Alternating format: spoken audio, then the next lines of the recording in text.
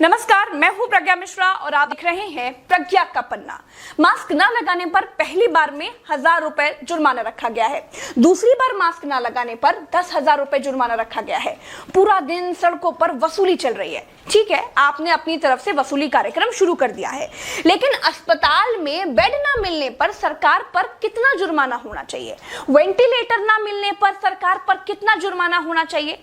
Corona test न होने पर सरकार पर कितना जुर्माना होना चाहिए? शमशान में मुर्दा जलाने के लिए लकड़ियां न होने पर सरकार पर कितना जुर्माना होना चाहिए? शमशानों में दिन दिन भर मुर्दा जलाने की वेटिंग के लिए सरकार पर कितना जुर्माना होना चाहिए? जितने मंत्री और ये मुख्यमंत्रियों ने बंगाल से कोरोना लाकर फैलाया है, उन पर कितना जुर्माना होना चाहिए? बंगाल में बिना मास्क महीने भर से घूम रहे नेताओं पर पर डे के हिसाब से कितना जुर्माना होना चाहिए? क्या सरकारों की कोई जवाबदेही बची है देश में? क्या सरकारों से सवाल पूछने वाला बचा है कोई देश में? क्या कोई पूछ सकता है कि 1 साल से देश कोरोना महामारी झेल रहा है, आपने पूरे देश में कितने नए हॉस्पिटल बनाए हैं? अगर नहीं बनाए तो क्यों नहीं बनाए हैं? क्या कोरोना आपदा में घिरे देश को 1000 करोड़ के नए संसद भवन की जरूरत थी?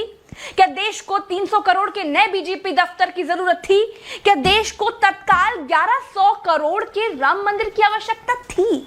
मंदिर के लिए चंदा मांगा जा सकता है तो हॉस्पिटल बनाने के लिए भी सरकार चंदा मांग सकती थी, लेकिन अस्पताल बनाने की नियत नहीं थी। मूर्ति बनाने की नियत थी तो बना दी।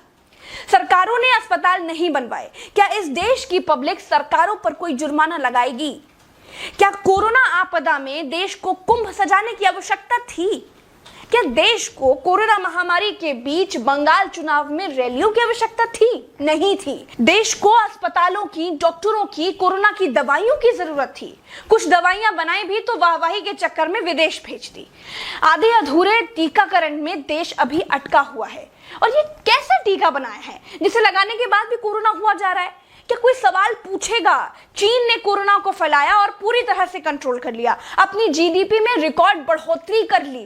चीन से सब कुछ तो ले ही लिया है, सीख भी ले लो। देश में सब आत्ममुग्धता के शिकार हैं। सबको अपनी अपनी तारीफ चाहिए। कुछ ने तारीफ के लिए तो फौज पाल रखी है, और जिनका मन फौज से भी नहीं भरता है, उन्होंने तारीफ के लिए सूचना और जनसंपर्क विभाग बना दिए हैं। गाते रहिएगा ना, जनता का बैंड तो ऑटोमेटिक बज ही रहा है। जिनके अगल बगल से कोरोना से लाशें नहीं उठी है ना, वो मेरी बात को नहीं समझ पाएंगे। जो कोरोना की पीड़ा से गुजरे हैं, जिन्होंने कोरोना से मरे हुए लोगों को शमशान में जलते देखा है, जिन्होंने कतार में लंबी लाशें देखी हैं, वो जान जाएंगे कि मैं क्या कह रही हूं और क्यों कह रही हूं। चलते हैं। राम राम, जय हिंद, दुआ। डाउनलोड मौज।